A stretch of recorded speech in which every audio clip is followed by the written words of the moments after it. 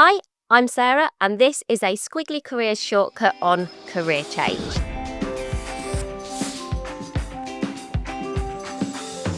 Now, we know that within a squiggly career, you're likely to have at least 4 or 5 different types of career. So, this will feel relevant for all of us at some point. We're all going to change careers at some point. It can feel both motivating and exciting, but also quite daunting and difficult to do. So, if you are thinking about doing something different in your squiggly career, what can help you to get started? Whether it is a really significant squiggle, so doing something quite dramatically different, or whether it's a squiggle and stay move, so maybe a move within the organisation you're already in. 1, start with progress over perfection. You can't think your way to career change, as much as I might like to, as somebody who enjoys thinking and reflecting. You have to take action. And this action can be really small. Experiments, small projects, volunteering. Find as many ways as you can to try before you apply. Get involved, even if it's a really kind of small opportunity. Doesn't need to feel big or time consuming, but the closer that you get, the more relationships you will build. And also, it's a good stress test for, does this feel like the right fit for me? Number 2, have as many curious career conversations as you can. It will help you understand the reality of different teams, different areas, what challenges they've got, whether that's something that you're interested in. So you'll get a feel for fit. And also, you never know who knows who or who knows what. Now, we know with really big career changes, so if you're looking to do something very different from what you do today, you need to find some new people to talk to. And that can feel really hard if you're more introverted like I am. So ask for introductions. Remember, people really like helping people. So have clarity on what do you need? So what is your ask? And it can just be something like, I'm exploring a move into sales and marketing at some point in the next few years. Do you know anyone who could give me some insights into that? Or who might be prepared to share a bit about their experience? And usually you will find someone will be able to help you, and people really enjoy talking about what they do. So never apologise for asking for a bit of help.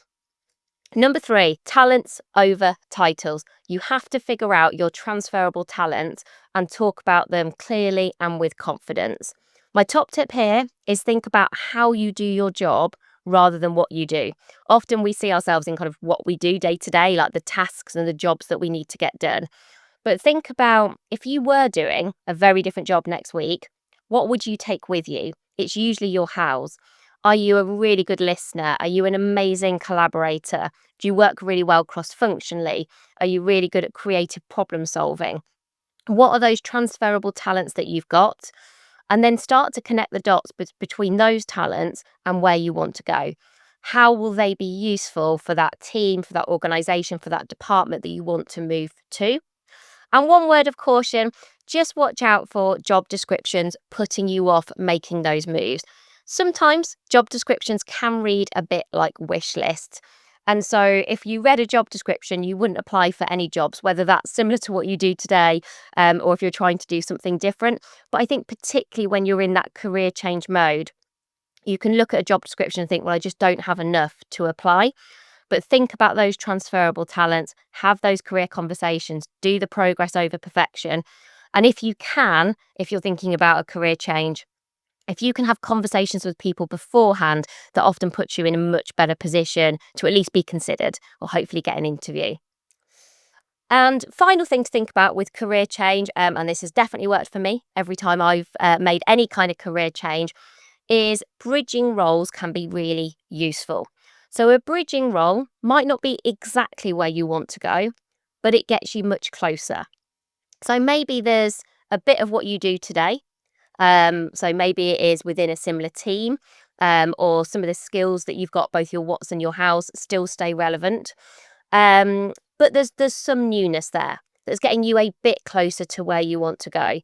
Successful career change does tend to happen incrementally and bit by bit, unfortunately. There's no sort of silver bullet of going from one thing to something very different overnight. And for most of us, we also need to make sure that we are still earning enough, and kind of we've got all of those kind of basics in place. And so often, having a kind of bridging role, an in-between role, and it might be one or it might be a couple, but where you feel like you're moving in the right direction, you're getting closer to where you want to go, can be a really good thing to do. When Helen and I when we first created Squiggly Careers and our company Amazing If, we didn't move from our kind of corporate jobs to running Amazing If overnight. It actually took 7 years. And we were doing loads of different things during those 7 years, but that's the biggest career change and the biggest career move that I've ever made.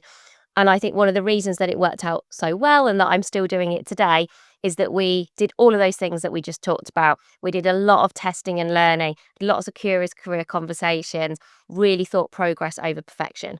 Now, it might not take you 7 years, but just kind of be kind to yourself and, think about your own expectations around kind of how to make these things happen.